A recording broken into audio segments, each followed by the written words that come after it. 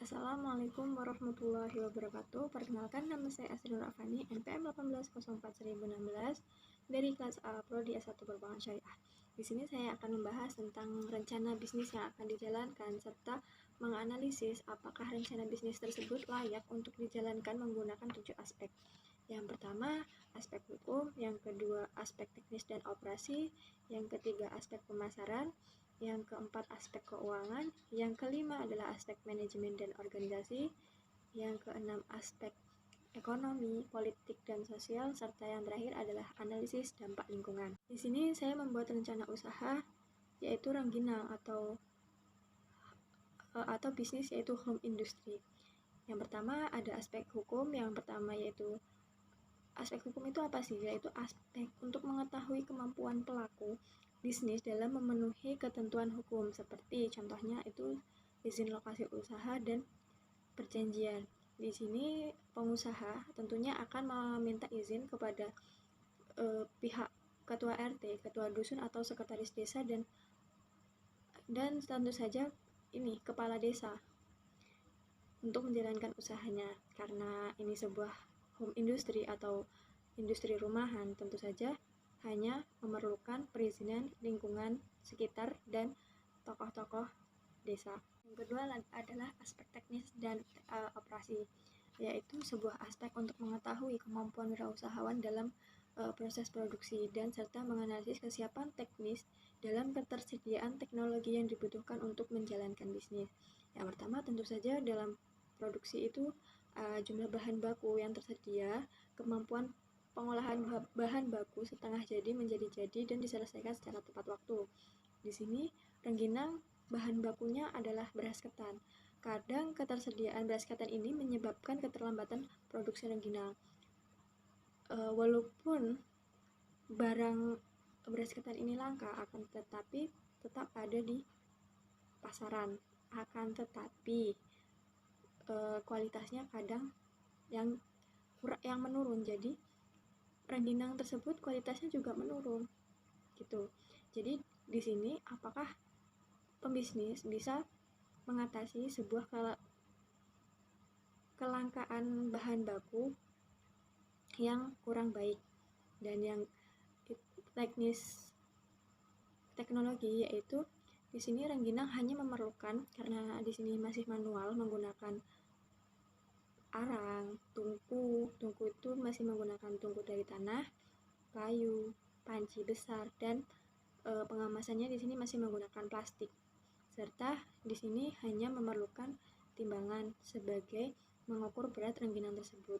Yang ketiga adalah aspek pemasaran, yaitu melihat potensi pasar, persaingan, menganalisis strategi pemasaran dan yang dapat digunakan untuk memenuhi permintaan konsumen. Di sini kita memiliki beberapa cara marketing. Yang pertama yaitu dengan mendatangi toko-toko supaya kita memperkenalkan barang tersebut melalui kita keliling untuk mencari toko sasaran yang akan kita masuki. Dan yang kedua adalah tentu saja kita mengenalkan produk ini dengan menggunakan sosial media yang dengan cara unik, inovatif, dan kreatif. Saja di sini dalam aspek pemasaran ini terdapat banyak persaingan, karena dari beberapa wilayah sendiri terdapat pembisnis rengginang juga, akan tetapi mereka itu kualitasnya kurang baik. Jadi kita di sini mengunggulkan kualitas rengginang yang baik, serta masyarakat itu akan membeli dengan kualitas yang lebih bagus lagi. Dalam aspek pemasaran ini kita menggunakan tim marketing dengan cara penjualan itu seperti menaruh barang tersebut, menaruh rengginang kepada toko-toko, akan tetapi pembayarannya yaitu dengan cara barang habis baru dibayar. Jadi kita masih menggunakan sistem marketing seperti itu. Dan yang kedua, marketing yang kedua adalah apabila dia membeli banyak dan cash, maka terdapat harga potongan sendiri. Aspek keuangan yaitu faktor yang menentukan biaya yang akan dikeluarkan serta dihasilkan untuk membuat sebuah usaha yang optimal. Misalnya modal kerja berupa peralatan, air, tenaga kerja, transportasi, dan bahan baku. Di sini kita gimana sih caranya mendapatkan pendapatan dan pengeluarannya itu sesuai. Jadi kita membuat cara yaitu dengan buku kas atau buku pengeluaran.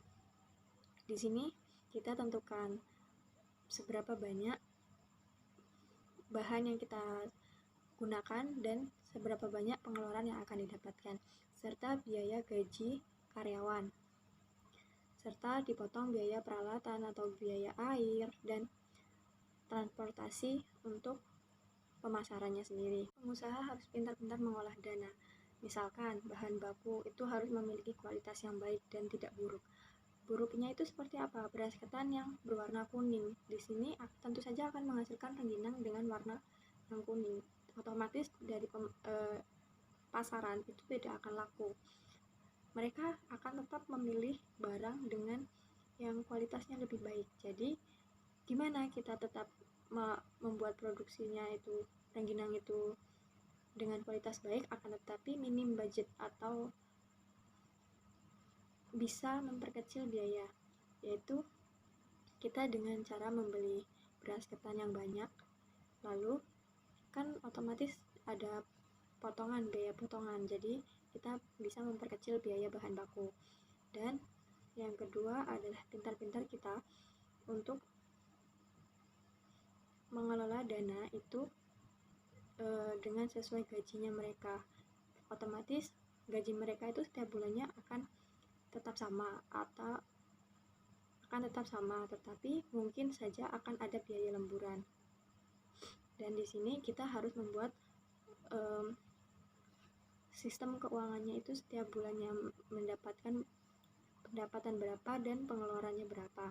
Aspek ini dampak lingkungan ini adalah dampak yang ditimbulkan keberadaan bisnis seperti pencemaran atau kerusakan lingkungan yang ditimbulkan. Sejauh ini rengginang itu tidak ada dampak lingkungannya. Misalkan air yang dipakai untuk mencuci beras ketan tersebut itu kita tampung menggunakan sebuah tampungan air, sehingga tidak akan mencemarkan lingkungan sekitar dan tetap aman. Untuk kebisingan sendiri atau kebisingan dalam itu tidak ada, jadi kita di sini tidak ada dampak lingkungannya. Selanjutnya adalah aspek ekonomi, politik, dan sosial.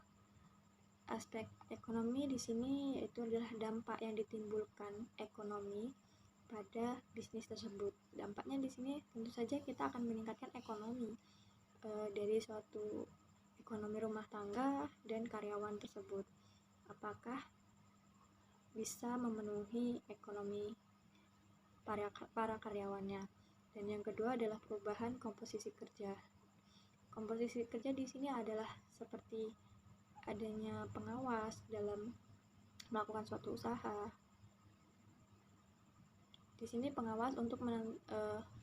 sebuah pengawas untuk mengawasi karyawannya bekerja agar tetap baik dan tidak terjadi kecelakaan dalam